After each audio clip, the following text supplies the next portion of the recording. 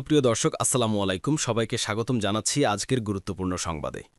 প্রথমেই জানিয়ে দিচ্ছি সংবাদ শিরোনাম, পরে বিস্তারিত। তাইওয়ান ইস্যুতে মুখোমুখি জাপান চীন।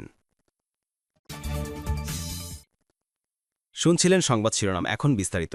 তার আগে ছোট্ট একটি আবেদন, যদি আপনি ন্যায় ও মানবতার পক্ষে থাকেন লাইক দিন, গাজার শিশুদের ভালোবাসা দেখাতে চাইলে কমেন্টসে লিখে জানান গাজায় শান্তি চাই, আর সাবস্ক্রাইব করুন আমার চ্যানেলটি, কারণ আমরা বলি সেই কথা যা অনেক মিডিয়া আড়াল করে। এখন চলুন বিস্তারিত দেখা যাক। তাইওয়ান ইস্যুতে মুখোমুখি জাপান ও চীন। তাইওয়ান নিয়ে জাপানি প্রধানমন্ত্রী সানায়ে তাকাইচির মন্তব্য ঘিরে বেইজিং টোকিওর ক্রমবর্ধমান উত্তেজনার মধ্যে নাগরিকদের জাপান সফর এড়াতে অনুরোধ করেছে চীন। তারা বেইজিংয়ে থাকা জাপানি রাষ্ট্রদূতকে তলব করে কড়া প্রতিক্রিয়াও জানিয়েছে। চীন তাইওয়ান আক্রমণ করলে জাপান তার আত্মরক্ষাধর্মী বাহিনী দিয়েও প্রতিক্রিয়া দেখাতে পারে। তাকাইচির এমন ইঙ্গিতের কেউ গত কয়েকদিন ধরে দুই দেশের মধ্যে কথার লড়াই তীব্র আকার ধারণ করেছে বলে জানিয়েছে বিবিসি। দুই দেশের পররাষ্ট্র মন্ত্রণালয় একে অপরকে আনুষ্ঠানিক প্রতিবাদও পাঠিয়েছে। এক চীন দূত কড়া ভাষায় এমন মন্তব্য করেছেন যাতে তাকাইচির মাথা কেটে নেওয়ার হুমকি আছে বলেও অনেকে মনে করছেন। দুই পক্ষের এই বিরোধ দুই দেশের ঐতিহাসিক বৈরিতা নতুন করে উস্কে দিয়েছে। স্বশাসিত তাইওয়ানের সার্বভৌমত্ব নিয়ে প্রতিবেশী দেশগুলো দীর্ঘদিন ধরে যে কৌশলগত স্থিতাবস্থা বজায় রেখেছে তা বদলাচ্ছে কিনা উঠছে প্রশ্ন। সর্বশেষ এই উত্তেজনার সূচনা হয় গত অক্টোবর জাপানের সংসদীয় এক বৈঠকে।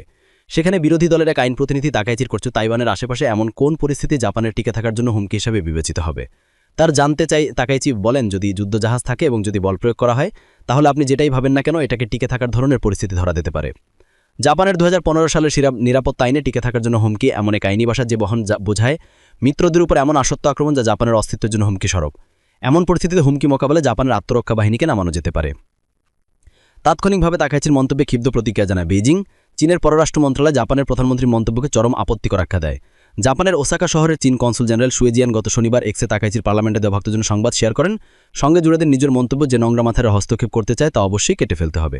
সোমবারের প্রতিক্রিয়ায় জুনিমিনোর কিহারাটিকা সাংবাদিকদের বলেন, শুয়ের মন্তব্য পুরোপুরি স্পষ্ট বোঝা না গেলেও যথেষ্ট আপত্তিকর। টোকিও পরে শুয়ের মন্তব্য নিয়ে চীনকে প্রতিবাদ পাঠায়। বেইজিং ও তাকাইচির মন্তব্য ঘিরে একই পদক্ষেপ নেয়। শুয়ের পোস্টটি পরে সরিয়ে নেওয়া হলো। দুই পক্ষের কথার লড়াই এখনও থামেনি। মঙ্গলবার তাকাইচি তার মন্তব্য প্রত্যাহারে অস্বীকার করে বলেন, তিনি যা বলেছেন তা জাপানের সরকারের লম্বা নীতির সাথে সামঞ্জস্যপূর্ণ।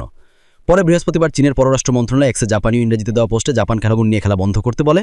জাপান তাইওয়ান উপকূলের এপাশে ওপাশের পরিস্থিতি নিয়ে নাক গালানোর দুঃসাহস দেখালে তা আগ্রাসী কর্ম হিসেবে গণ্য হবে।